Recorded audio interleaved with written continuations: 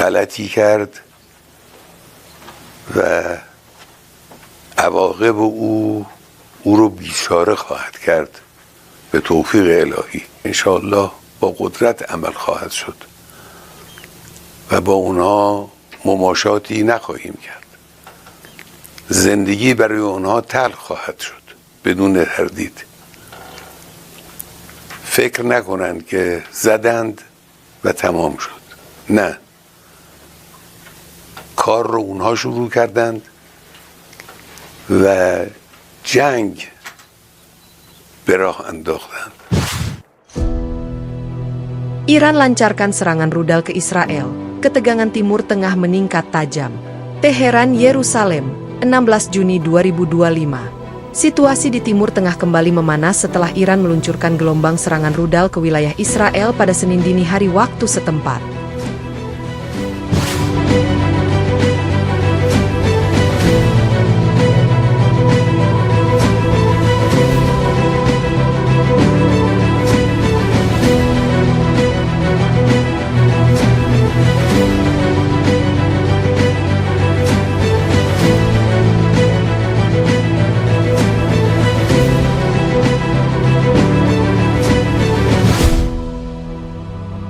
Serangan tersebut merupakan salah satu yang paling besar dan langsung dalam sejarah konflik antara kedua negara, yang telah lama berseteru dalam bayang-bayang perang tidak langsung.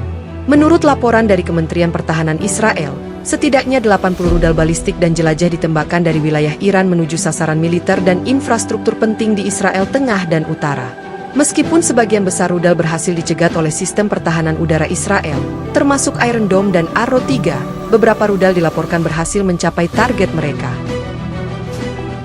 עכשיו ניתן לומר שהשגנו עליונות אווירית מלאה בשמי טהרן. אנחנו תוקפים בזמן אמת חוליות איראניות שמשגרות טילים לעבר מדינת ישראל, וגם לעבר מטוסינו. יכולות סגירת המעגל שראינו עד עכשיו בעזה, בלבנון ובאיו"ש, קורות עכשיו גם באיראן. Serangan terbesar sejak 2020-an. Pemerintah Iran mengonfirmasi melalui media nasional bahwa serangan tersebut merupakan respons strategis terhadap agresi yang dilakukan Israel dalam beberapa bulan terakhir, mengacu pada dugaan serangan udara Israel terhadap fasilitas militer Iran di Suriah dan Irak.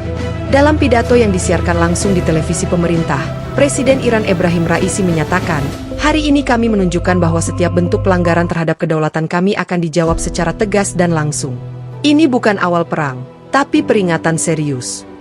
Rudal-rudal yang diluncurkan mencakup berbagai jenis, mulai dari rudal jarak menengah Zolfaghar hingga rudal jelajah So-Umar. Target utama dilaporkan termasuk pangkalan udara Negev, pusat intelijen di Tel Aviv, dan fasilitas militer di Haifa. Dampak di dalam negeri Israel. Pemerintah Israel menyatakan bahwa mereka dalam kondisi siaga penuh. Sirene serangan udara terdengar di seluruh wilayah Yerusalem, Tel Aviv, dan Beersheva. Ribuan warga sipil mengungsi ke tempat perlindungan bawah tanah, sementara sistem transportasi publik dihentikan di sejumlah kota besar.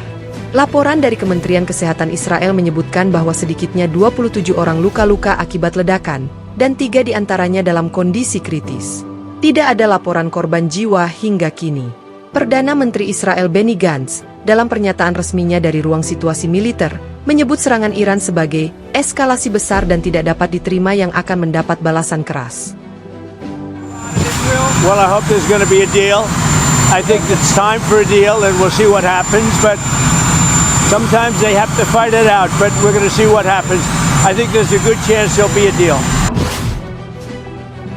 Ia menegaskan bahwa Israel tidak akan tinggal diam jika keselamatan warganya terancam. Respons internasional. Serangan ini langsung memicu reaksi dari berbagai pemimpin dunia.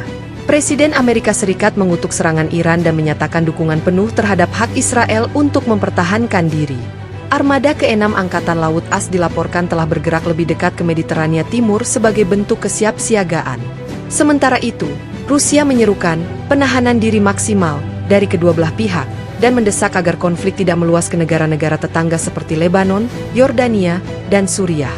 PBB juga dijadwalkan mengadakan sidang darurat untuk membahas krisis ini dalam waktu 24 jam.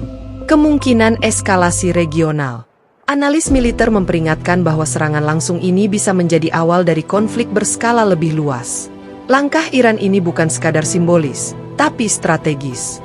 Ini menandai perubahan pendekatan dari perang proksi ke konfrontasi langsung, kata Dr. Amos Harel, pakar strategi militer dari Herzliya Institute for Security Policy. Banyak pihak kini khawatir Hizbullah di Lebanon atau milisi Syiah di Irak akan turut masuk ke dalam konflik, membuka kemungkinan pecahnya perang regional yang lebih besar. Upaya mediasi dan gencatan senjata.